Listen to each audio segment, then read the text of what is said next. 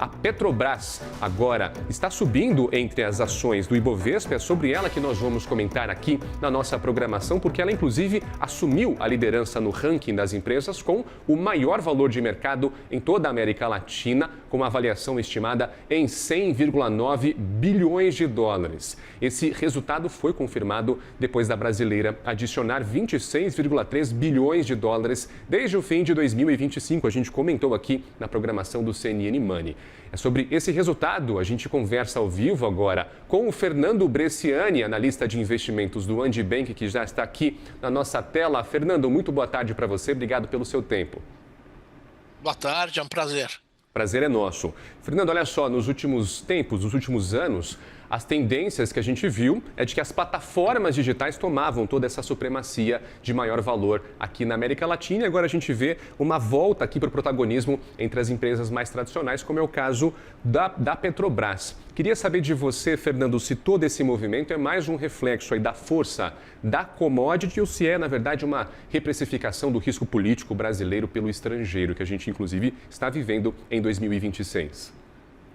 Eu acho que é um conjunto dos dois fatores. Se nós olharmos, quer dizer, está começando a haver ainda um pequeno movimento de realocação de ativos dos Estados Unidos. Então, por exemplo, o dado de janeiro, saíram 98 bilhões dos Estados Unidos, que é nada, né? E disso, mais ou menos 16 bilhões vieram para a América Latina. Quais são os maiores países que podem absorver isso na Bolsa, em ações? Brasil e México. A nossa bolsa é muito menor do que há muitos anos. Muitas fusões, aquisições, muitas empresas fecharam o capital, não é? Não tivemos IPO. E o México também absorve parte disso. A gente teve, então, quando chega esse movimento, esses fundos, esse investidor externo, os fundos ainda não entraram, só um investidor especulativo mesmo, ele vai direto para as large caps. Large caps são as empresas mais líquidas. Itaú Banco, Vale, Petro. E a gente teve também toda essa insegurança em relação ao Irã. Então o preço do petróleo subiu, Petrobras estava muito barata, teve fluxo. Enquanto continuar esse fluxo, as ações vão continuar subindo. E a Petrobras foi uma das beneficiadas, né, nesse sentido.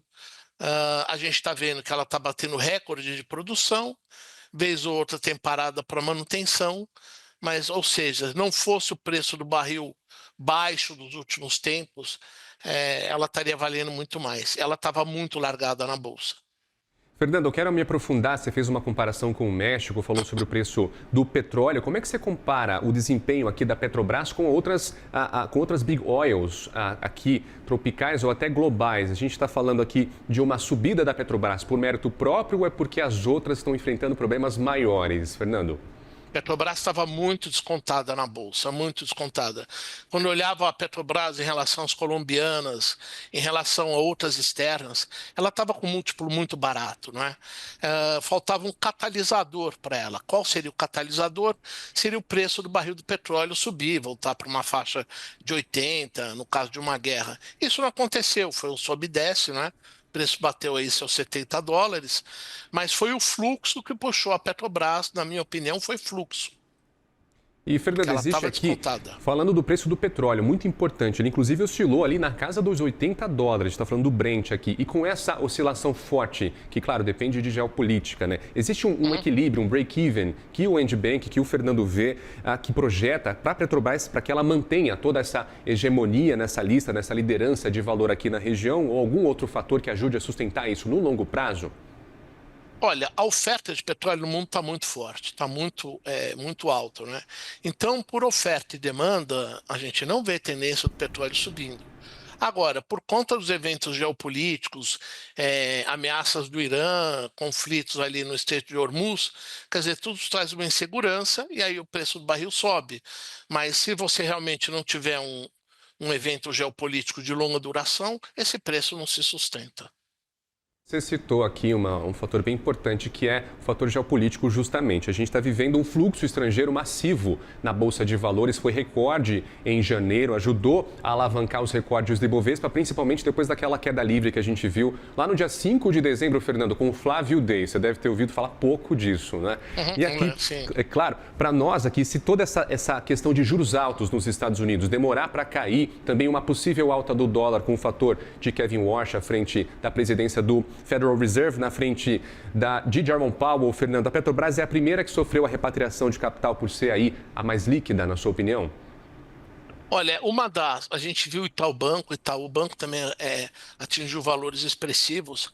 A Vale por problemas também de fundamento, né, e de demanda, voltou a atingir patamares muito bons, né? E o que a gente vê? Quer dizer, provavelmente esse fluxo ainda deve continuar. Quanto mais sobe a bolsa, mais volátil ela fica, não é? Mas enquanto a gente tiver esse fluxo, que na minha opinião ainda se sustenta no curto prazo, essas ações vão continuar se valorizando.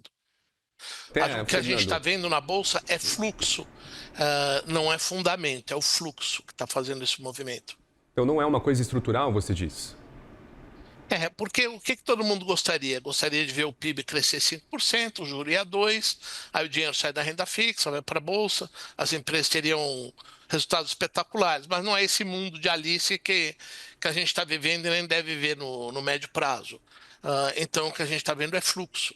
Exato, e nem no longo prazo, talvez, Fernando, que a gente vive uma cultura rentista aqui no Brasil, talvez nem no longo prazo os investidores larguem o osso aí da renda fixa. Mas olha só, você citou os bancões, né? A gente viu aqui nessa lista o Itaú, que também subiu no ranking, colocando o Mercado Livre em terceiro lugar, se eu não me engano. O Mercado Livre deixou a liderança. O Mercado Livre que tem um dia ruim hoje, na Nasdaq, inclusive. Foi um dia ruim hoje para o Mercado Livre. O que é essa hegemonia aí da velha economia? Eu estou falando do petróleo, com as commodities, também dos bancões. Nos diz sobre esse momento atual do investidor global em relação às empresas de crescimento na sua avaliação, Fernando. Olha, o Mercado Livre é uma empresa fantástica, né? A gente pega os dados de crescimento de vendas por países, é impressionante. Agora, ela está sendo penalizada na parte de custos, não é?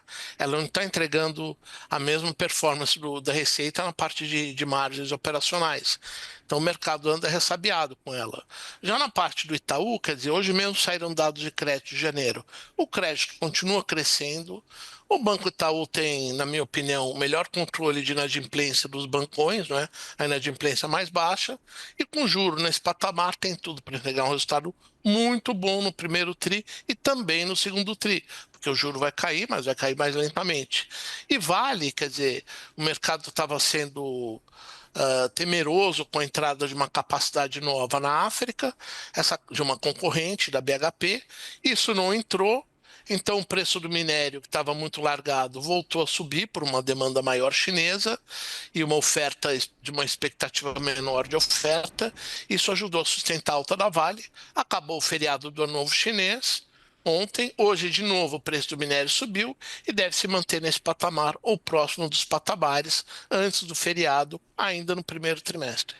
E é claro que todo esse assunto ainda tem muitas páginas para serem lidas e eu te convido, Fernando, para conversar comigo durante a semana. Fernando Bresciani, analista de investimentos do Andibank. Muito obrigado pela sua participação, meu caro.